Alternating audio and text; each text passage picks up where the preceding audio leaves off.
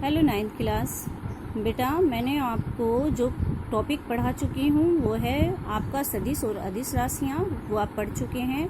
अब आपका गति विज्ञान शुरू होता है। सरल रेखीय गति हम पढ़ेंगे। इसमें सबसे पहले हम पढ़ेंगे दूरी और विस्थापन में अंतर। तो दूरी क्या, अब तक आपने सिर्फ दूरी पढ़ा है, डिस्टेंस आप जानते हो इसकी इंग्लिश है, लेकिन विस्थापन ये एक नई चीज़ है आपके लिए। आप इन दोनों में अंतर समझे, क्या अंतर है। दूरी को इंग्लिश में डिस्टेंस और विस्थापन को डिस्प्लेसमेंट कहते हैं। तो इसमें जो पहला डिफरेंस है, इनकी परिभाषा है। तो दूरी क्या होती है? गतिमान वस्तु द्वारा तय किए गए पथ की लंबाई, ये हमारी दूरी होती है। और विस्थापन क्या होता है? गतिमान वस्तु की अंतिम तथा प्रारंभिक स्थिति के बीच की न्यूनतम दूरी। ठीक है, अब हम इसको ऐसे नहीं समझेंगे, आप एग्जाम्पल देखें, उसके थ्रू आप इसको समझें। तो देखें बेटा, यहाँ पर ये देखें, ये कोई वस्तु है ए आपकी। तो ये आपकी वस्तु पहले इधर से यहाँ जाती है बी पॉइंट पर, फिर बी से सी पॉइंट पर जाती है। ए से बी 3 सेंटीमीटर की दूरी पर है और बी से सी 4 सेंटीमीटर की दूरी पर है। नॉर्मली आप क्या कहेंगे कि वस्तु ने कितनी दूरी तय की है? वस्तु ने ये 3 और ये 4, 7 सेंटीमीटर की दूरी तय की है। क्योंकि हमारी परिभाषा क्या है इसमें, देखो बेटा, यह है गतिमान वस्तु द्वारा तय किए गए पथ की लंबाई। ठीक है बेटा, तो इसने कितनी दूरी तय की हुई है आपकी? इसने तय की है आपकी 3 + 5, 3 + 4, 7 सेंटीमीटर। ठीक है, इसके बाद बेटे फिर आपका आता है कि इसमें विस्थापन कितना हुआ। गतिमान वस्तु की अंतिम और प्रारंभिक स्थिति के बीच की न्यूनतम दूरी। अब ये हमारी गतिमान स्थिति की अंतिम स्थिति, इस अंतिम जो है ये स्थिति है सी पॉइंट, और प्रारंभिक ये है। दोनों के बीच में न्यूनतम दूरी क्या होगी? इन दोनों को आप सीधी रेखा से मिला दें तो ये न्यूनतम दूरी, अब ये राइट एंगल ट्रायंगल बन जाता है, हम लोग निकाल सकते हैं। तो ये कितनी आएगी? 5 सेंटीमीटर। तो यहाँ पर विस्थापन कितना हो गया? 5 सेंटीमीटर। तो इस प्रकार से आप देख सकते हैं कि दूरी और विस्थापन में कितना डिफरेंस होता है। इसका अर्थ है कि इस जो गति हुई है इसमें वस्तु ने दूरी तो 7 सेंटीमीटर की तय की है, लेकिन उसका विस्थापन केवल 5 सेंटीमीटर ही हुआ है। आप दूसरा एग्जाम्पल समझ सकते हैं। यहाँ पर देखिए, यहाँ वस्तु ए पॉइंट पर है। ये पहले इधर उत्तर दिशा में 2 सेंटीमीटर, फिर पूर्व दिशा में 1, फिर दक्षिण दिशा में 2 सेंटीमीटर, फिर पूर्व दिशा में 2 सेंटीमीटर, फिर दक्षिण में 2, फिर ये पश्चिम में 3 सेंटीमीटर चलती है। अब इसके द्वारा तय की गई दूरी क्या है? जब हम इन सबको जोड़ेंगे तो 12। तो ये 12 सेंटीमीटर की दूरी हमारी तय कर रही है। लेकिन बात करें विस्थापन की, तो विस्थापन कितना हुआ? अगर हम इन दोनों को मिला दें तो देखिए ये कितना आ जाएगा। यहाँ ये 2 है, ये इसके बराबर है, तो ये केवल 2 सेंटीमीटर है। तो इसका मतलब इसका विस्थापन केवल 2 सेंटीमीटर है। तो इतना अंतर होता है दूरी में, विस्थापन में। अब यहाँ पर एक बार और आप एक तरीके से समझ सकते हैं। यहाँ वस्तु कोई ए पॉइंट पर है, ये इसका वृत्ताकार पथ है, वृत्ताकार पथ है। ठीक है, यहाँ सरल न होकर वृत्ताकार पथ है।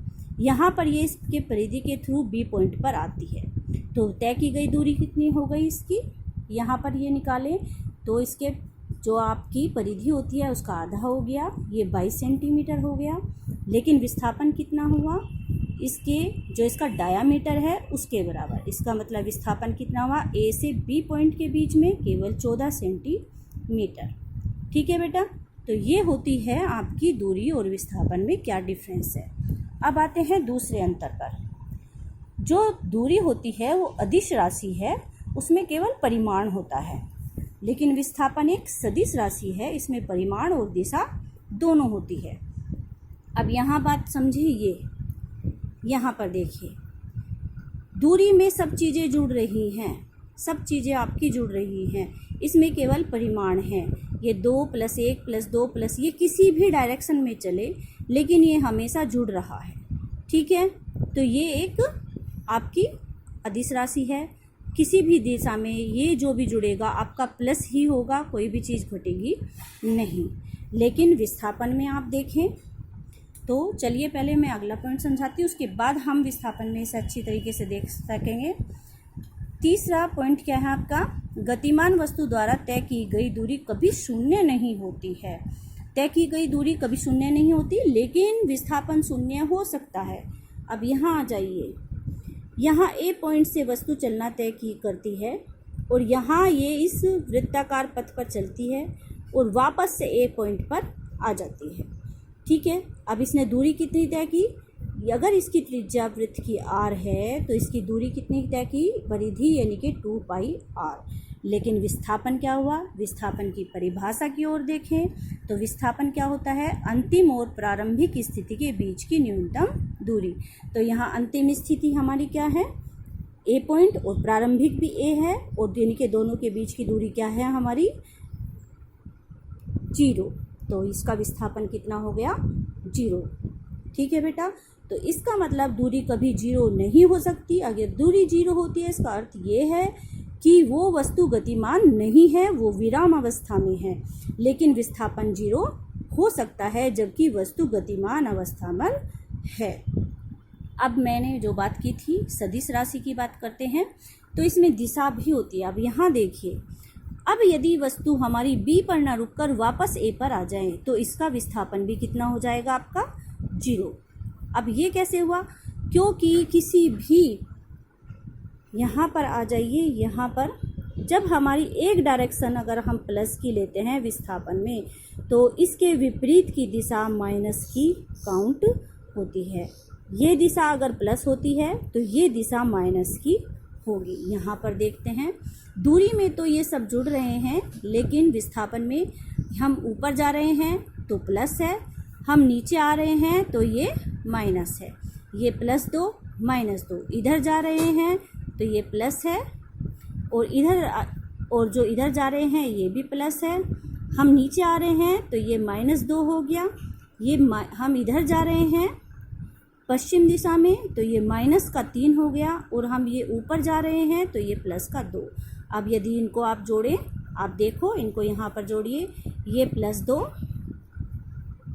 फिर एक +1, फिर आपका ये जो अगला है ये -2, फिर अगला +2, फिर -2, फिर -3, और फिर ये आपका +3।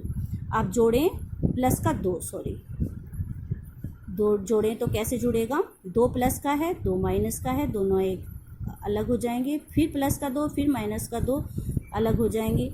आपके प्लस के 2 है, प्लस का 1 है, तो प्लस के 3 हो गए, माइनस का 3 है, माइनस के 3 हो गए, यानी कि टोटल मिलाकर 0। अर्थात ये जो वस्तु है ये एक दिशा में जितना जाती है उसके विपरीत दिशा में उतना ही वापस आ जाती है। तो इससे हमें पता चलता है एक दिशा में विस्थापन अगर पॉजिटिव है तो दूसरी दिशा में विस्थापन नेगेटिव है। इसका मतलब विस्थापन पर हमारे दिशा का अंतर पड़ रहा है। इसका अर्थ यह है कि विस्थापन एक सदिश राशि है। बात करते हैं चौथे अंतर की। चौथा क्या है, इसका मात्रक। फोर्थ हमारा मात्रक। दूरी और विस्थापन दोनों ही एक तरीके की, ये भी दूरी है एक तरीके की, ये भी लंबाई है, लंबाई के ही दोनों राशियां हैं, इसलिए दोनों का मात्रक SI पद्धति में क्या होता है, ये मीटर होता है। मैं उम्मीद करती हूँ आपने समझ लिया होगा। अधिक समझने के लिए वीडियो को 2 या 3 बार सुनें।